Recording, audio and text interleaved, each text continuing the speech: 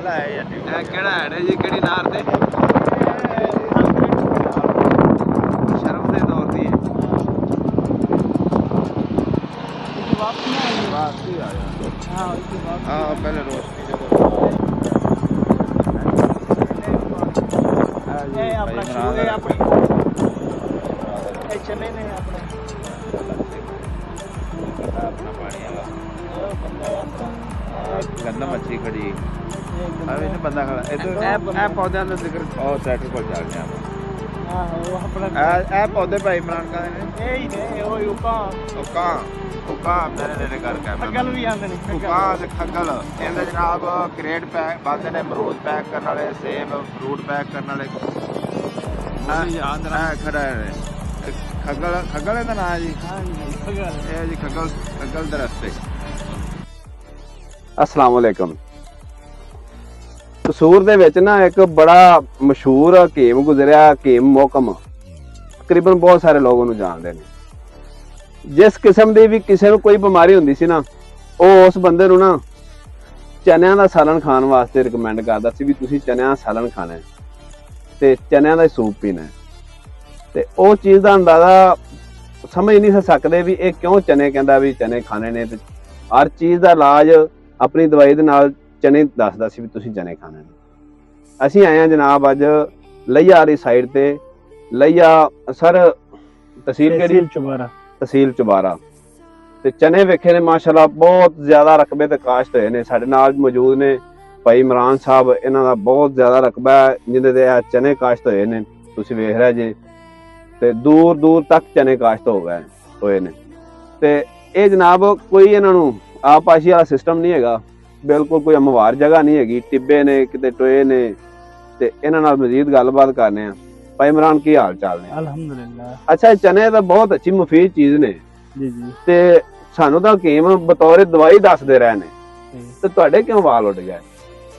ये जी जनाब ये ते इसे चने दा इंदे नाल कोई हो नहीं है तलक।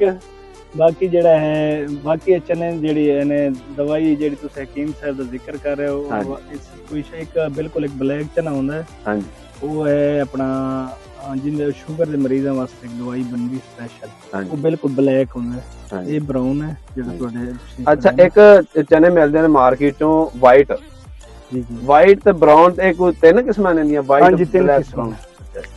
अच्छा भाई इमरान ए जेडे चने तुसीं बीजदे जे बी पा जांदे जे अल्लाह दी सुपुर्द कर दिंदे जे काम, कोई तुहानूं अंदाजा हुंदा है भी साडा इन्ना खर्चा हो रहा है खाद बीज दा जमीन दी तैयारी दा मजदूरियां दा ये खर्चा हो रहा है ते तुसीं कोई अंदाजा लाया हुंदा भी इहदा एस्टीमेटेड की मतलब इहदा रेवेन्यू आएगा तुहानूं इहदी अर्निंग कितनी इहदी तुहानूं कमाई आवेगी?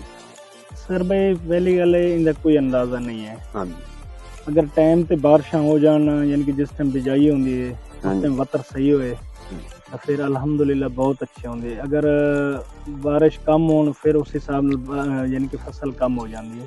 ठीक हो गया।